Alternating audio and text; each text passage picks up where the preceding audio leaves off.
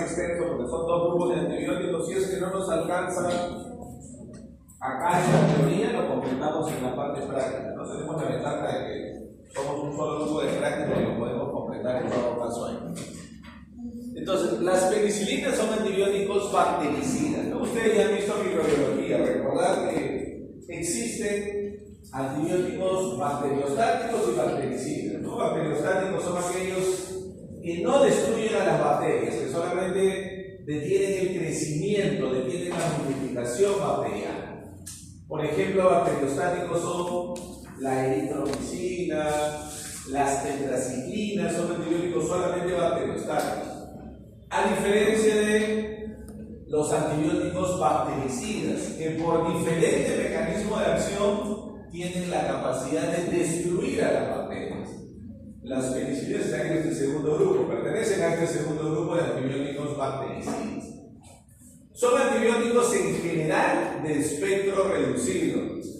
Sobre todo las penicilinas más antiguas que vamos a ver ahora estaban enfocadas en bacterias gram positivas. Destruían sobre todo bacterias gram positivas. Creo que se ve el salón con menos gente.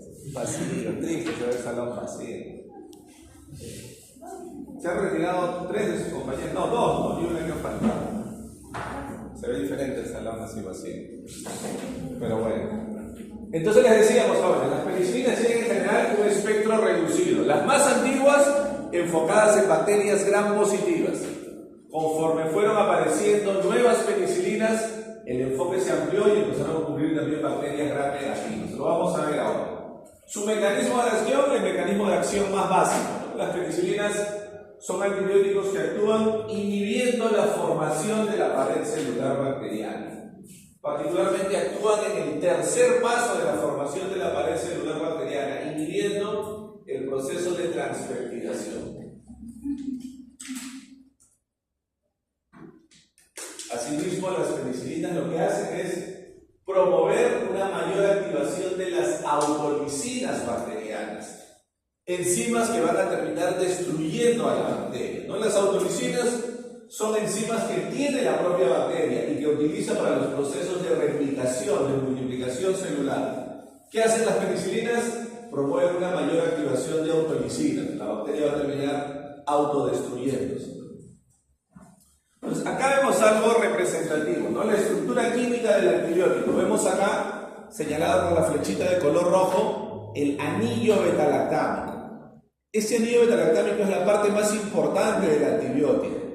Mientras el anillo betalactámico se mantenga íntegro, mientras se mantenga intacto, como vemos ahí, el antibiótico mantiene su capacidad de destruir a las bacterias.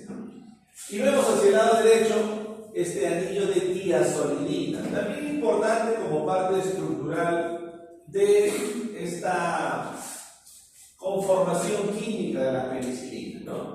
Y vemos que hacia el lado izquierdo tiene un radical, ¿no? Un radical que va cambiando para cada agente individual. Entonces, ¿qué sucede? Como las penicilinas son antibióticos muy antiguos, casi 100 años en el mercado, son antibióticos muy antiguos, las bacterias poco a poco se fueron volviendo resistentes. El principal mecanismo por el cual las bacterias se vuelven resistentes es por la producción de enzimas beta-lactamasas. Las bacterias producen enzimas beta-lactamasas, algunas de las bacterias, las que se han vuelto resistentes a penicilina, tienen esta capacidad de producir enzimas beta-lactamasas. Enzimas que, como vemos, su nombre nos indica todo, ¿no? Beta-lactamasa. ¿Qué hacen esta enzima? Estas enzimas van a destruir el anillo beta-lactámico. Estas enzimas beta-lactamasas van a romper, van a destruir este anillo beta-lactámico. Y como les decíamos, al destruir el anillo beta-lactámico, el antibiótico se vuelve inservible, deja de funcionar. Entonces, ese es el principal mecanismo por el cual las bacterias se vuelven resistentes a las penicilinas.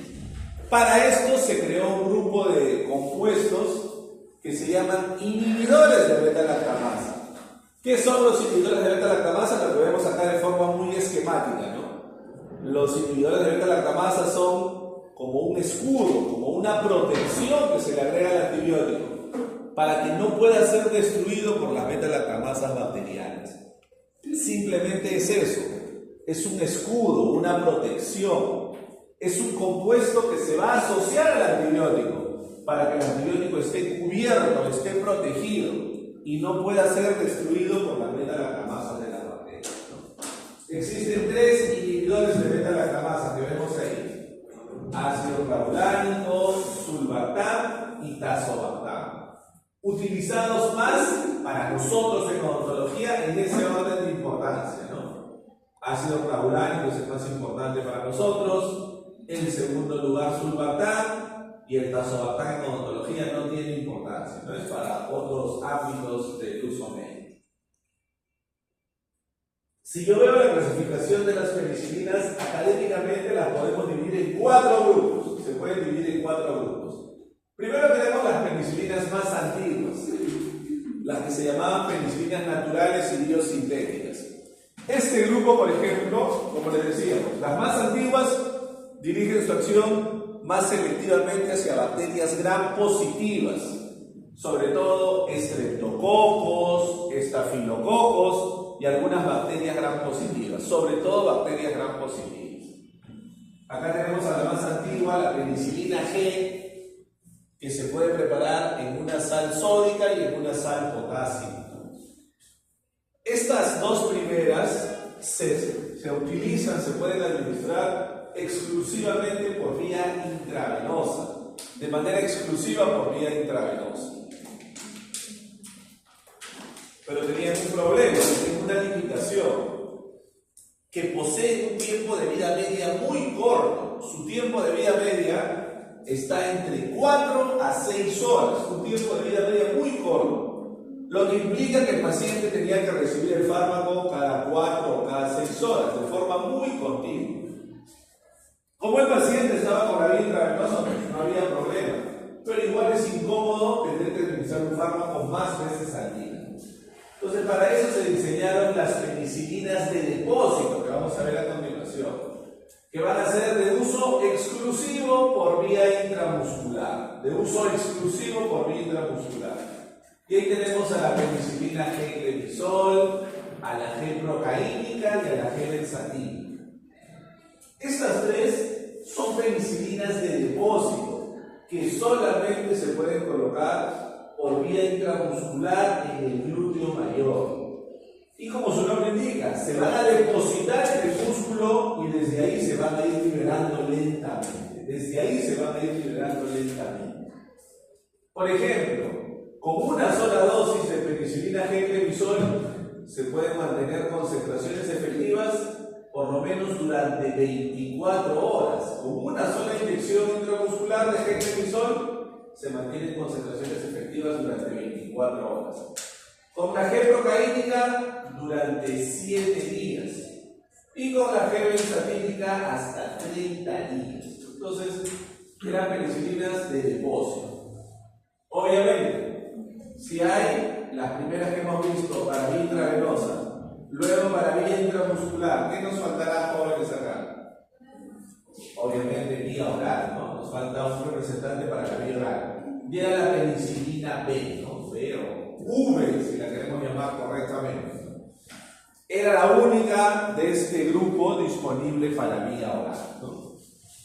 Algo peculiar de esta primera familia de penicilinas es que se dosificaban en millones de unidades internacionales, no como ahora, que dosificamos en miligramos, ¿no? Nosotros usamos 200 miligramos, 300 miligramos, 500 miligramos. En ese tiempo se dosificaban en millones de unidades internacionales. Se usaba 1 millón, 2 millones, 4 millones, 5 millones, en millones de unidades internacionales. 1 millón de unidades internacionales tiene una equivalencia en peso. 1 millón de unidades internacionales equivale a 625 miligramos. Pero en ese tiempo se prefería dosificar en millones de unidades, ¿no? Tenemos acá, por ejemplo, una versión que tenía el nombre de Megacilina Forte y combinaba la penicilina G sódica de absorción rápida con la penicilina G-clemisol de liberación sostenida, ¿no? Venía en presentación de 4 millones de unidades internacionales. ¿Por qué 4 millones de unidades internacionales? Porque realmente contenía 3.600.000 300.000 unidades de penicilina G sódica, 3.600.000, y 400.000 unidades de penicilina G clemizol. Por eso, si yo sumaba en peso, me daba 4 millones de unidades internacionales, ¿no? Se usaba normalmente un frasco ampolla cada 24 horas. No creo que haya llegado a conocer eso, pero he llegado a conocer eso, no creo. Muy antibiótico del siglo pasado. Ya muy poco se utiliza, ya casi no está disponible incluso en nuestro país, ¿no? Se podía ajustar la dosis al peso y en casos extremos se podía usar hasta 2 inyecciones al día, hasta 8 millones de unidades internacionales. Lamentablemente las bacterias poco a poco se fueron volviendo resistentes, como pasa con los antibióticos antiguos, y en la actualidad para nosotros en odontología ya no es una buena alternativa. Esto hemos visto la primera familia. Veamos la segunda familia. Son las penicilinas resistentes a penicilinasa. Este grupo de penicilinas se diseñó exclusivamente para actuar contra estafilococos, tanto Staphylococcus aureus como Staphylococcus epidermidis. Se diseñó específicamente para eso, porque los estafilococos, como saben ustedes, son bacterias que se encuentran predominantemente en la piel, y los estafilococos tienen la peculiaridad que producen a esta enzima penicilinasa, que podría destruir a las penicilinas. Entonces se sintetizó este grupo para que no sea fácilmente destruido por la penicilinasa y pueda erradicar a las infecciones causadas por Staphylococcus aureus y Staphylococcus epidermidis, ¿no? Esencialmente infecciones de piel. ¿Qué antibióticos conocen jóvenes de este grupo? ¿Sí? ¿Conocen alguno? ¿Alguno les suena familiar? Dicloxacilina, ¿no? El más conocido del grupo, dicloxacilina, antibiótico reservado exclusivamente para infecciones de piel, para infecciones causadas por Staphylococcus aureus y Staphylococcus epidermidis, ¿no? Existe incluso otros congéneres similares. Por ejemplo, hablamos del siglo pasado, ¿no? Años 80, años 90, hasta inicios de este siglo, se usaba por vía intravenosa la oxacilina, ¿sí? Que tenía el mismo espectro de acción. No son útiles en odontología porque no cubren a las bacterias anaerobias. Recordemos, y eso lo han visto ustedes en microbiología, recordemos que en odontología las infecciones son causadas principalmente por bacterias anaerobias, sobre todo anaerobias estrictas. Y este grupo cubre principalmente Staphylococcus aureus y Staphylococcus epidermidis. No cubre bacterias anaerobias, por eso no son de utilidad en odontología. Vamos con el tercer grupo, las aminopenicilinas. Estas aminopenicilinas se conocen también como penicilinas de espectro ampliado, porque lo que decíamos antes, las dos primeras familias dirigían su acción sobre todo contra gram positivos, cocos y bacilos gram positivos. Esta tercera familia amplía su espectro contra las bacterias gram negativas y también, lo más importante para nosotros, incluye a un buen porcentaje de anaerobios. Entonces, amplía su espectro precisamente hacia lo que nosotros deseamos, hacia lo que nosotros necesitamos para tratar las infecciones odontogénicas, ¿no? Amplía el espectro hacia las gram negativas y también hacia las bacterias anaerobias. Y aquí tenemos ampicilina y amoxicilina, ¿no? Obviamente para nosotros la más importante va a ser la amoxicilina, que vamos a ver algunas características ahora con un poquito más de detalle. Y la última, su nombre me dice todo, el último grupo, la última familia de penicilinas son las antipseudomonas. Obviamente, ¿para qué tipo de bacterias se utilizarán estas penicilinas, jóvenes? Para tratar infecciones por pseudomonas. ¿Y qué tipo de infecciones causan las pseudomonas? ¿Se acuerdan?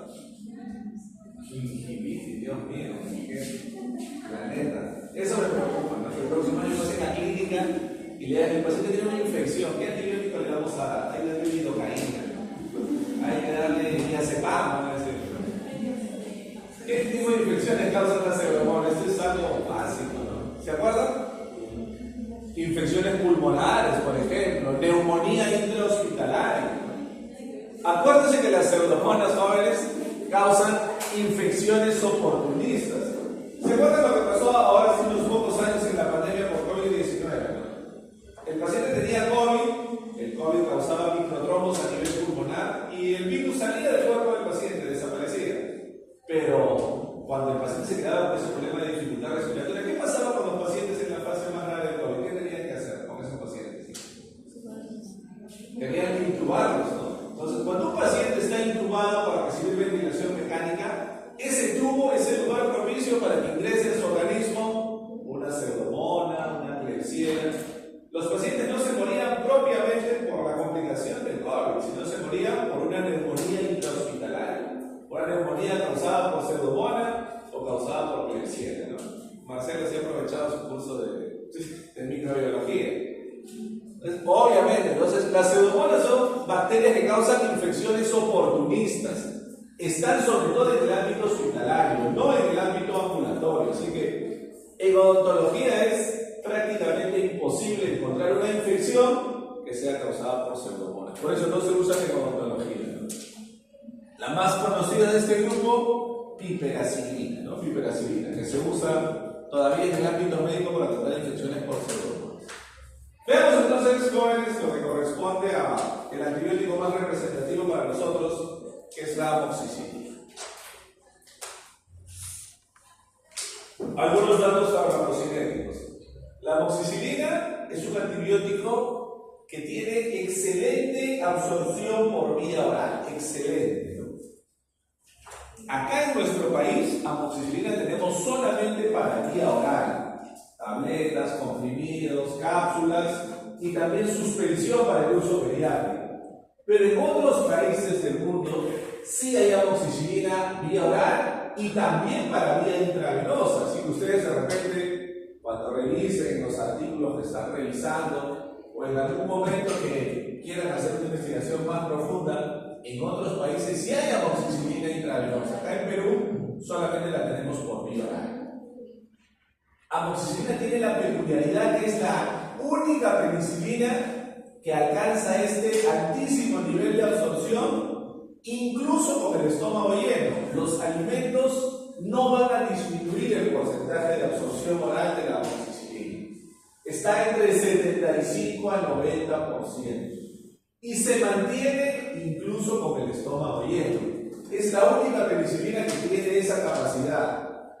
Porque todas las demás que hemos visto, empezando por la penicilina B, la dicloxacilina, incluso la ampicilina, que está en este mismo grupo, se absorben en menor porcentaje y si se administran con el estómago lleno, todavía disminuyen más su absorción. Entonces, la única que tiene alto porcentaje y mantiene ese alto porcentaje incluso con el estómago lleno es la amoxicilina, ¿no? Tiene buena distribución en fluidos corporales. Su tiempo de vida media está entre 1.2 a 1.5 horas aproximadamente. Vamos a ver la práctica. Ahora hay una fórmula sencilla con la que, teniendo el tiempo de vida media, yo puedo calcular cuál es el intervalo entre dosis más adecuado. Si el antibiótico se debe usar cada 4, cada 6, cada 8 horas. ¿Sí? Vamos a verlo ahora en la práctica. Algo importante, muy representativo de estas penicilinas, particularmente la amoxicilina, se metaboliza muy poco en el hígado. Solamente un pequeño porcentaje, del 20 a 25%, sufre metabolismo hepático de fase 1. Un pequeño porcentaje, 20 a 25%. El restante 75% se elimina por la orina sin cambios. ¿Qué significa? Que el fármaco ingresa al organismo del paciente, llega a la circulación, va a los tejidos, regresa a la circulación y sin pasar por el hígado. El 75% de fármacos no necesita el hígado, sino va directamente a los riñones para eliminarse, ¿no? Esto es muy bueno porque solamente un pequeño porcentaje se biotransforma. Esto me da un buen perfil de seguridad, por ejemplo, en pacientes que tienen enfermedad hepática crónica. Pacientes con antecedentes de cirrosis hepática, que hayan tenido hepatitis C, hepatitis B. Muy buena opción porque no necesita una gran actividad hepática para poder metabolizar este fármaco, ¿no? A ver, existen muchas presentaciones de amoxicilina. La original es la que vemos acá. amoxicilina, con el nombre comercial Amoxil, en cápsulas de 500 miligramos. En cápsulas de 500 miligramos. Esa es la original. También existen presentaciones genéricas que vienen en tabletas, también de 500 miligramos. Pero vamos a ver ahora con unos ejercicios que lamentablemente 500 miligramos no es suficiente para todos los pacientes. Hay pacientes con mayor volumen corporal que necesitan una mayor dosis. Por un tema particular, porque amoxicilina es un antibiótico que tiene un volumen de distribución pequeño. ¿Qué significa que tiene un volumen de distribución pequeño? Que la capacidad que tiene de penetrar en los tejidos no es muy buena, depende mucho de la dosis que yo administre. Si yo doy una dosis baja, obviamente va a penetrar poco a los tejidos. Si mi paciente tiene mayor volumen corporal, pesa 65, 70, 75, 80 kilos, necesito dar una mayor dosis para que pueda penetrar mejor en los tejidos. Eso pasa particularmente con amoxicilina, no con otros antibióticos que tienen mejor volumen de distribución. Por eso existen otras presentaciones de mayor concentración. Por ejemplo, existen comprimidos de 875 miligramos, como vemos acá. Por ejemplo, con el nombre comercial Amoxidal Duo. Y también existen comprimidos de 1 gramo, como vemos acá en la parte inferior, con el nombre comercial Amoval, por ejemplo. E incluso para pacientes adolescentes y adultos que pueden tener dificultad para deglutir, existe una presentación líquida. La suspensión de 750 miligramos en 5 mililitros. Entonces, la ventaja que tenemos con amoxicilina es que si yo la utilizo bien, si yo ajusto la dosis al peso de mi paciente, va a ser todavía una buena opción, va a ser una buena alternativa para el tratamiento de infecciones leves a moderadas, ¿sí? Si yo ajusto la dosis al peso de mi paciente, ¿no? Si mi paciente pesa 70, 75, 80 kilos y yo le sigo dando 500 miligramos cada 8 horas, obviamente no va a funcionar. Pero si yo ajusto la dosis a su peso, le doy la dosis que le corresponde, todavía es una buena opción, ¿no? Si bien es cierto, la dosis estándar es 500 miligramos cada 6 o cada 8 horas por 5 a 7 días, dependiendo de la severidad de la infección, es importante para el caso particular de amoxicilina que nosotros siempre debemos ajustar la dosis al peso del paciente, siempre. Y vamos a ver algunos ejercicios sencillos, ¿no? Esto se aplica en el caso de amoxicilina tanto para niños como para adultos. Siempre debemos ajustar la dosis al peso del paciente. Si se acuerdan, en la primera semana vimos un poquito algunos ejercicios de cálculo de dosis que vamos a retomar ahora un poco, ¿no? Algo peculiar que pasa con los antibióticos, que nos dan la dosis total del día, la dosis total del día. Se va a usar de 25 a 50 miligramos por kilo al día, la dosis total del día. Y esa dosis total la voy a dividir luego en 3 o 4 administraciones. ¿Qué creen que será más práctico para el paciente? ¿3 o 4 administraciones? Obviamente 3, ¿no? Porque 3, si se puede tomar junto con los alimentos, yo lo puedo tomar desayuno, almuerzo y cena. Es más práctico que el paciente cumpla mientras menos veces tenga que tomar el fármaco al día. Lo vamos a ver ahora. ¿Cuál es la dosis máxima para un adulto? Un adulto puede recibir hasta 4 gramos de amoxicilina al día. Veamos entonces.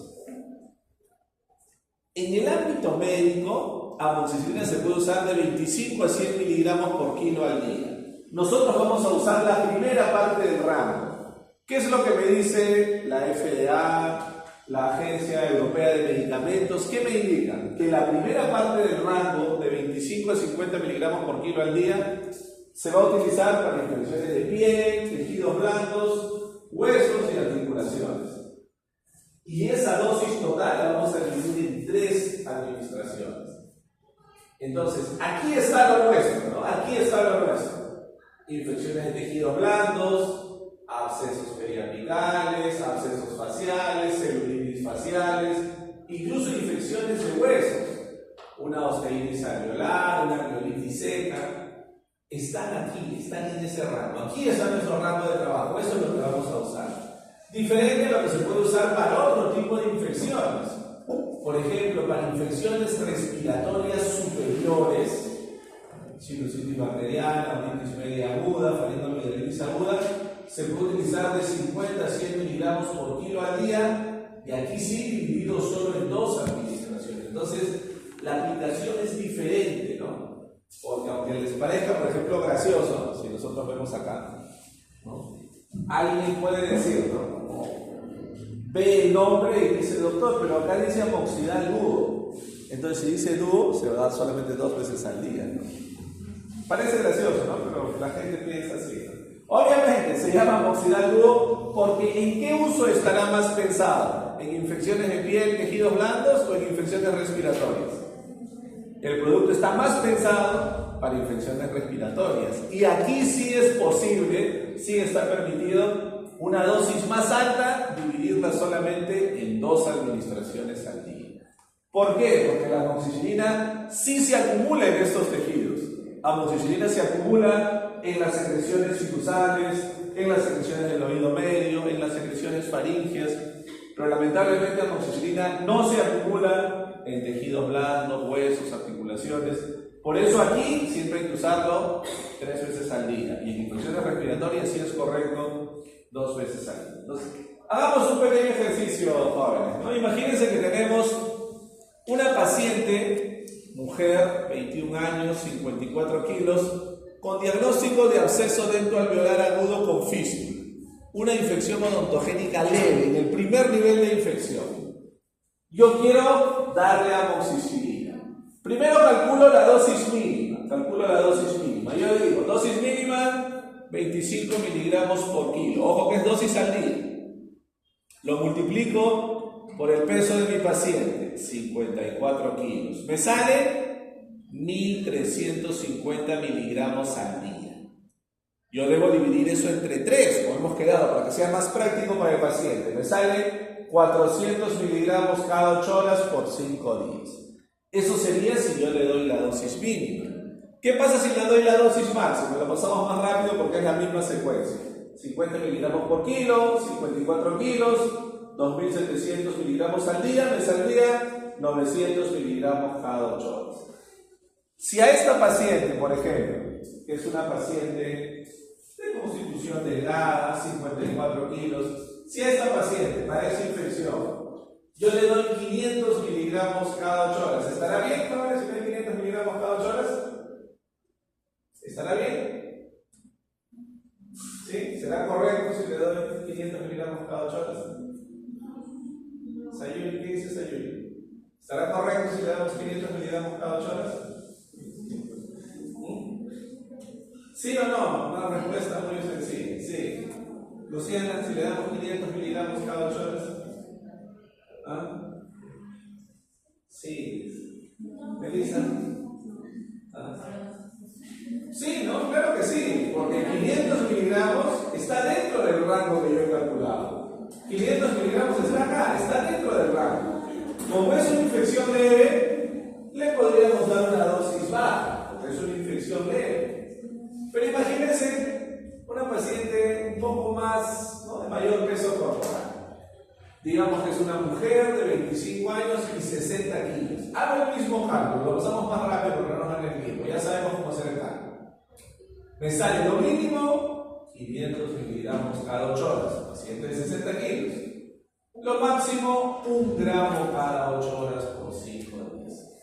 Nuevamente, en este segundo caso, ¿será correcto darle 500 miligramos cada 8 horas? Gladys, ¿qué dice Gladys? ¿Será correcto darle 500 miligramos cada 8 horas? En este segundo caso. No, dice Gladys. ¿Vanessa? Sí. Araceli. ¿No? ¿Será correcto? Jason. ¿Ah? Sí. Esto es. ¿Qué pasa si le damos 500? ¿Cuánto le estaríamos dando? Le estaríamos dando la dosis mínima, ¿no? La dosis mínima. ¿Qué pasa si por ahí mi paciente de repente, no sé, compró un medicamento que es de mejor calidad, se absorbe un poquito menos? Ya nos pone en dificultad. Esto le estaría dando yo la dosis mínima, ¿no? Sería como querer aprobar con 12.499999. Falta 0.001. 12.49 es 12, ¿no? Entonces, como que no está tan correcto, ¿no? Le estaríamos dando la dosis mínima. Pues ya nos vamos dando cuenta hacia dónde vamos, ¿no? Nos vamos dando cuenta hacia dónde vamos. Imagínense ustedes, para una paciente de 60 kilos ya me genera duda, porque le estaría dando lo mínimo. ¿Qué pasará en un paciente mayor? De repente, un varón, que normalmente tenemos mayor volumen corporal, mayor peso, 65 kilos, ¿cuánto me sale? De 541.7 hasta 1083.3. Acá es más evidente, ¿no? ¿Qué pasa si acá le doy 500 miligramos cada 8 horas? ¿Qué le estaría dando? Le estaría dando una dosis menor que la dosis mínima, una dosis por debajo de la dosis mínima. ¿Y qué pasará si le doy una dosis menor que la dosis mínima? Obviamente la infección no se va a solucionar, va a continuar progresando. ¿Y qué podríamos generar? Podríamos generar resistencia en las bacterias, porque, ojo, a veces pasa que aunque yo no le dé la dosis, el paciente se va a curar, porque estamos sanos, porque el sistema inmune funciona. A veces, aunque no le demos la dosis exacta, la infección podría curarse, porque de repente el absceso empezó a drenar espontáneamente, de repente yo le hice la endodoncia, le hice la extracción. Pero ¿qué pasa con esas bacterias que se han expuesto a concentraciones muy bajas? Se van a volver resistentes, ¿no? Entonces, ese es el problema. Obviamente, esto es mucho más peligroso en pacientes más grandes, ¿no? 70 kilos, mínimo 583, máximo 1166. Ahora sí, con sinceridad, sí, en la realidad, ¿no? De los que estamos acá presentes, ¿cuántos pesamos menos de 60 kilos? ¿No? Bueno, no, menos Nicole, que es más delgadita. Andy también, menos de 60 kilos. 2 de 15, 16 personas que estamos acá. Son muy pocas personas las que van a estar en el rango de menos de 60 kilos. Obviamente, vamos a tener. ¿Cuánto le daríamos acá, jóvenes? ¿Cuánto creen que sería bueno darle acá? De las presentaciones que hemos visto, ¿cuánto sería bueno darle acá? Le podríamos dar, por ejemplo, 875 miligramos cada 8 horas. O quizás incluso 1 gramo cada 8 horas, dependiendo del tamaño del absceso, los días de evolución y todo eso, ¿no? Por eso es la ventaja que nos da amoxicilina, que es bastante versátil, tiene muchas presentaciones. Esto obviamente es más evidente en pacientes de mayor peso corporal, ¿no? Entonces recordar que podemos usar la suspensión de 750 o los comprimidos de 875 o incluso los comprimidos de 1 gramo, dependiendo del tamaño del absceso, si está o no con fístula, cuestiones que van a ir viendo más en la aplicación clínica, ¿no? ¿Qué efectos adversos potenciales tienen las penicilinas? Mucho cuidado, porque las penicilinas son antibióticos que pueden causar reacciones alérgicas. El principal motivo de alergia farmacológica a nivel mundial, número 1, penicilinas, ¿no? Si juntamos a todos los pacientes alérgicos y les preguntamos ¿a qué son más frecuentemente alérgicos? A penicilinas. Entonces, mucho cuidado, porque si yo por error no indago bien eso en la historia clínica y sin querer le vuelvo a dar a mi paciente otra penicilina, puede terminar en una reacción de anafilaxis, ¿no? Entonces hay que indagar bien. De repente mi paciente me dice, sí, doctor, hace años me dieron ampicilina o me dieron dicloxacilina y presenté una reacción alérgica. Si ya es alérgico a una penicilina, considerar que es alérgico a todas, evitar volver a exponerlo a una penicilina, porque eso podría desencadenar una respuesta anafiláctica, una reacción grave. Ya efectos adversos menos frecuentes, arritmias, en el caso de las presentaciones intravenosas, por ejemplo, con la penicilina G-Sol, la G-Potásica que se empleaban antes, o incluso con la ampicilina, ¿no? Mucho cuidado, porque siempre que usemos un fármaco intravenoso, vamos a ver en otros ejercicios, ¿no? Siempre que usemos un fármaco intravenoso, hay que respetar una velocidad máxima de inyección. Yo preparo mi fármaco intravenoso, digamos en 100 mililitros. Yo no puedo colocar todo el fármaco en 1 minuto, ¿no? Hay una velocidad máxima de inyección. que me va a decir cuántas gotas por minuto yo le puedo pasar al paciente. Vamos a ver unos ejercicios ahora. Si no respeto esa velocidad máxima de inyección por vía intravenosa, pueden aparecer arritmias, ¿no? Y neutropenia es un efecto ya todavía más bajo. ¿En qué casos estará contraindicado utilizar penicilinas? Obviamente en pacientes con antecedentes de alergia a las penicilinas o en general a otros antibióticos beta-lactámicos. Y también está contraindicado en infecciones causadas por bacterias resistentes. Como les decíamos, vamos a tener presentaciones que combinan una penicilina con un inhibidor de beta-lactamasa. La que más vamos a usar nosotros, amoxicilina con ácido clavulano. Reiterándoles que acá en nuestro país, acá en nuestro medio, solamente tenemos amoxiclavulánico para vía oral. Tenemos tabletas, comprimidos, suspensión, pero en otros países hay, además de la vía oral, también vía intravenosa. Para nosotros, que vamos a usar vía oral, sobre todo en pacientes adultos, existen dos presentaciones, ¿no? Existe una presentación que tiene 500 miligramos de amoxicilina con 125 miligramos de ácido clavulánico. Esa no nos va a servir. La que nos va a servir es la que viene de mayor concentración, la que tiene 875 miligramos de amoxicilina con 125 miligramos de ácido clavulánico. Esa es la que nos va a servir. El nombre comercial es Augmentin, que vemos aquí en la imagen, ¿no? Augmentin. Ese es el nombre comercial original. Por eso ven ustedes que dice 1 gramo. ¿Por qué dice 1 gramo? Porque están sumando el peso. 875 miligramos de amoxicilina con 125 miligramos de ácido clavulánico. Entonces, ese es el nombre comercial. Obviamente hay también otros nombres comerciales, ¿no? E incluso hay medicamentos genéricos, porque ya sabemos que en nuestro país un genérico es como lanzar una moneda al aire, ¿no? No sé si te va a tocar cara, no sé si te va a tocar sello. En nuestro país en la ingeniería se le escapa la tortuga, ¿no? Entonces, puedo encontrarme un genérico de buena calidad, que de hecho trae genéricos de buena calidad, laboratorio Medifarma, laboratorio Farmindustria, laboratorio Genfar, producen genéricos económicos pero de buena calidad. También hay laboratorios, así como las caricaturas, ¿no? Marca Acme, ¿no? Que producen genéricos pues pésimos, ¿no? Pésimos. Vamos a ver luego por ahí algunos que vamos a ver. Obviamente, como les decíamos, no solamente hay presentación sólida, también hay suspensión para pacientes pediátricos que vamos a ver posteriormente, en los cálculos de dosis. También existe amoxicilina con sulbactam, pero es poco utilizada, no está muy disponible en nuestro país. En cambio, la que sí está disponible, tanto por vía oral y por vía intravenosa, es ampicilina con sulbactam. La presentación que nos va a servir a nosotros es la que viene 1 gramo de ampicilina con 500 miligramos de sulbactam. Y la tenemos como el nombre comercial Unacin, que vamos a ver acá en la imagen que se despliega. Acá está, Unacin.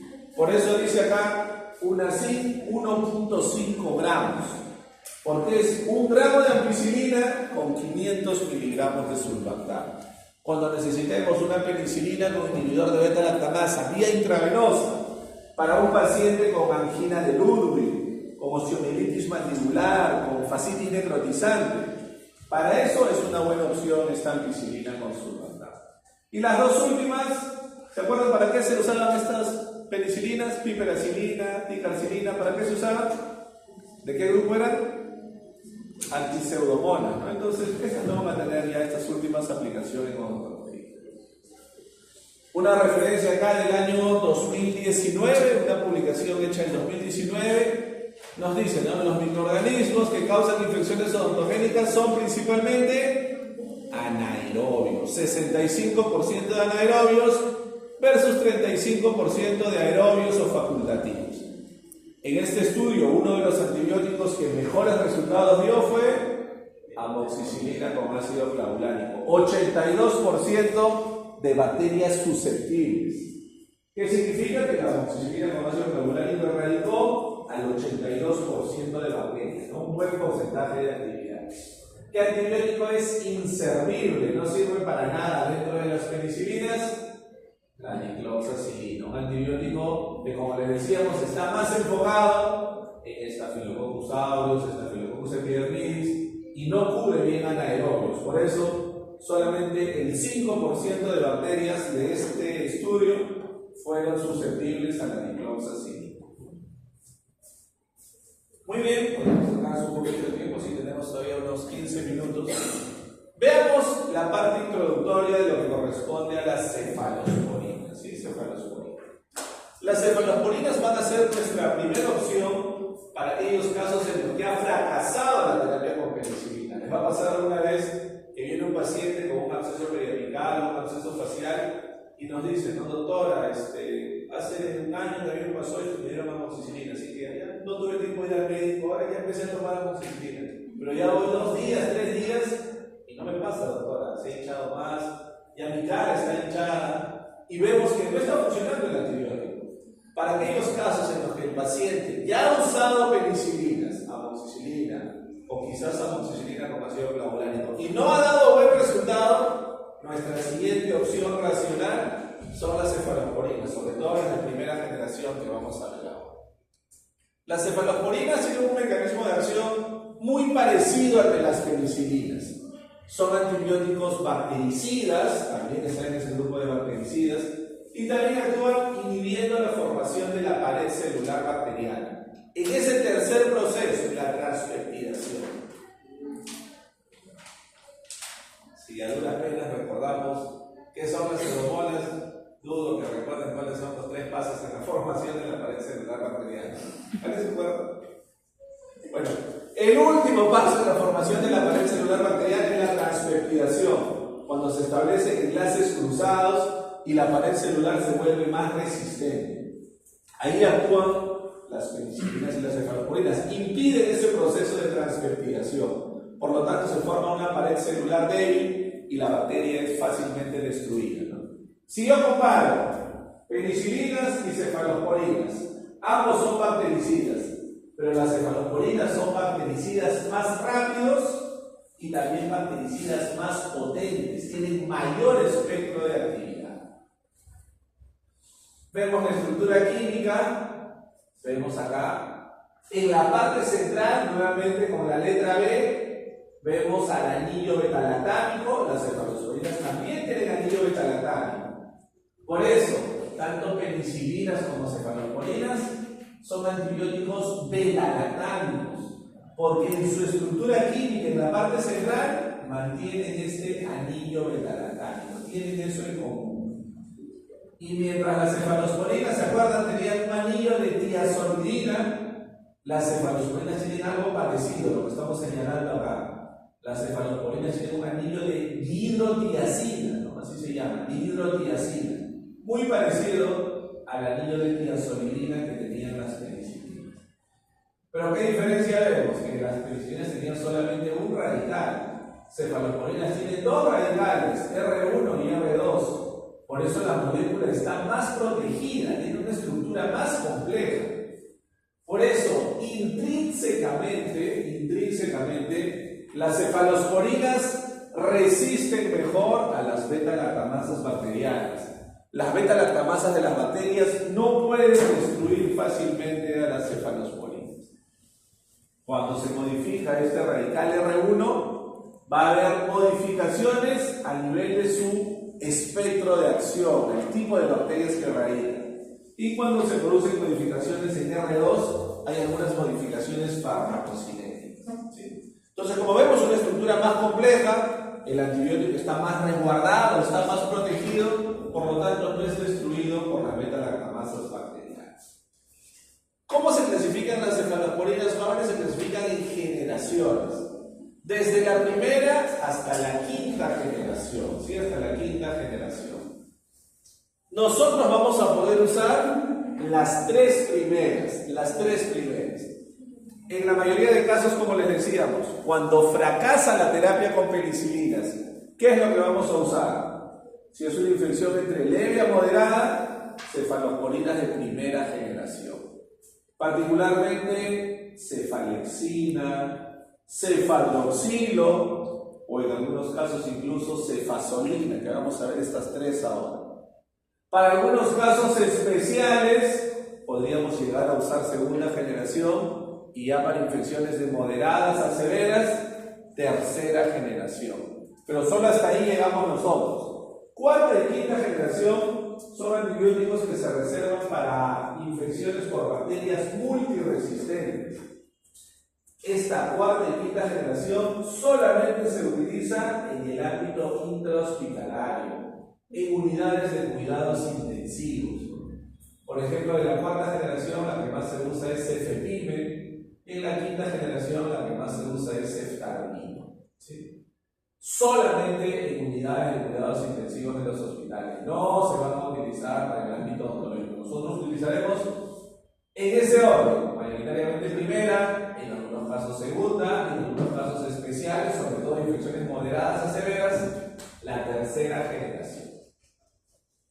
Veamos entonces, ¿qué me dice la primera generación? ¿Qué características generales tiene? Su espectro se dirige más contra bacterias gram positivas, sobre todo estreptococos y estafilococos. Cubre muy bien a la mayoría de estreptococos.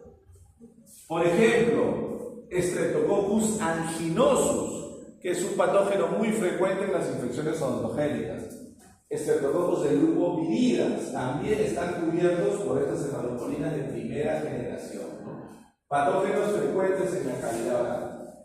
Contra las bacterias gram negativas tienen muy poca actividad. Eso no es problema porque estas bacterias no son de importancia en odontología. Y el principal motivo por el cual nosotros vamos a emplear mayoritariamente la primera generación es porque cubre a la mayoría de anaerobios presentes en la cavidad oral. Esta primera generación tiene la capacidad de erradicar, porque son antibióticos bactericidas, a la mayoría de microorganismos anaerobios que están presentes en la cavidad oral. Va a tener muy buena actividad contra Streptococcus, Peptococcus, Prebotella, Porphyromonas, Fusobacterium, una amplia gama de anaerobios presentes en la cavidad oral. No, sobre todo recordemos esos que son los más importantes, ¿no? Streptococcus, Peptococcus, Prebotella, Porphyromonas, Fusobacterium. Veamos el primer representante de la primera generación, la cefazolina. Cefazolina es un antibiótico exclusivamente para vía inyectable, solo para vía inyectable. Viene en un frasco ampolla como polvo para reconstituir. Hay que agregar líquido para reconstituirlo y colocarlo por vía intramuscular o intravenosa. Resiste muy bien a las beta-lactamasas bacterianas, incluso a las beta-lactamasas de los estafilococos. Su tiempo de vida media es 1.8 horas, ¿sí? 1.8 horas. Vamos a ver, como les decía, luego una pequeña fórmula con la cual, utilizando este parámetro que es el tiempo de vida media, podemos calcular el intervalo entre dosis. Y algo peculiar, muy importante, que va a cumplir la mayoría de cefalosporinas que vamos a usar nosotros. No sufren biotransformación en el hígado, no necesitan al hígado para metabolizarse. El 100% del fármaco se elimina en la orina sin haber pasado por metabolismo hepático. ¿Por qué creen que será importante esto, jóvenes?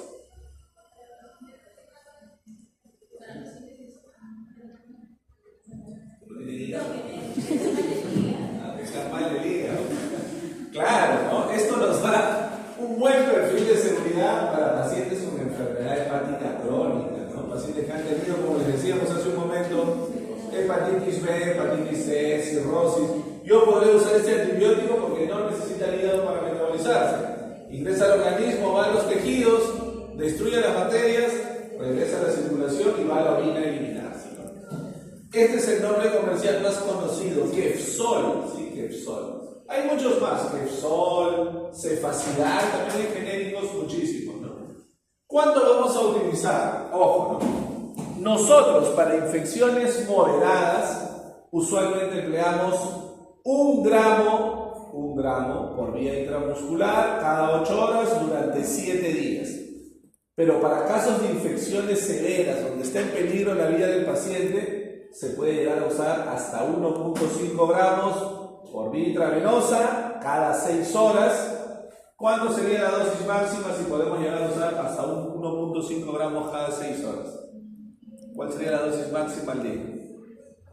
6 gramos al día y lo máximo para pacientes en peligro de vida, ¿no? Con infecciones muy severas. y por lo menos durante 10 días para una infección severa.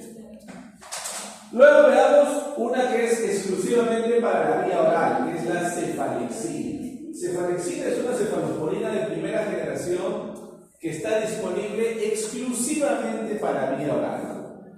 Tabletas, comprimidos y también suspensión de uso pediátrico. Se destaca por tener una excelente absorción por vía oral. Se absorbe cerca de 95% y como no se metaboliza en el hígado, no hay primer paso hepático. Por lo tanto, su biodisponibilidad se mantiene en ese porcentaje alto de 95%. ¿Sí? Como una peculiaridad para la cefalexina, que se va a absorber mejor con el estómago vacío. Si no administro cefalexina con el estómago lleno, esta biodisponibilidad se puede reducir 5 o 10%, es decir, ya no llegaré al 25%, me quedaré en 90, en 85%, que todavía siguen siendo porcentajes muy buenos. Pero si yo quiero sacarle el máximo provecho a la cefalexina, preferiblemente separar de los alimentos. ¿Se acuerdan cómo se hacía cuando tenemos que separar un fármaco de los alimentos?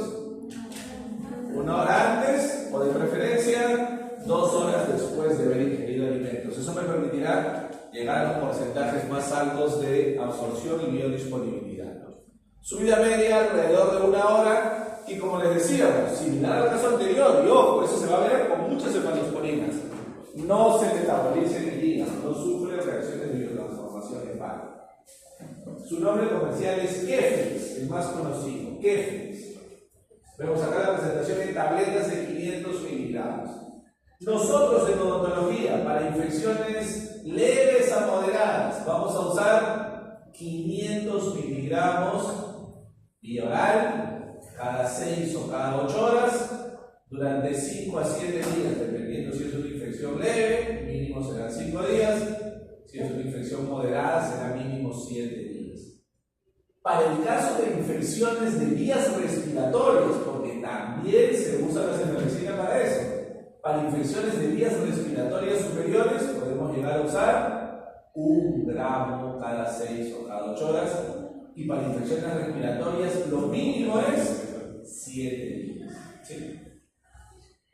Veamos otra de primera generación, que es el cefadroxil, también exclusivamente para vía oral. En este caso con una peculiaridad, algo excepcional. Cefadroxil es de los poquísimos antibióticos que más bien aumentan, más bien mejoran su absorción con el estómago lleno. Caso rarísimo, porque hemos visto, la mayoría de antibióticos o mantienen su porcentaje de absorción o lo disminuyen con el estómago lleno. Hay muy pocos que más bien aumentan, mejoran su porcentaje de absorción. En ese grupo está cefadroxil, pudiendo llegar, como vemos, a una biodisponibilidad casi total, casi completa, casi todo el fármaco se absorbe por vía oral y llega a una biodisponibilidad del 99%.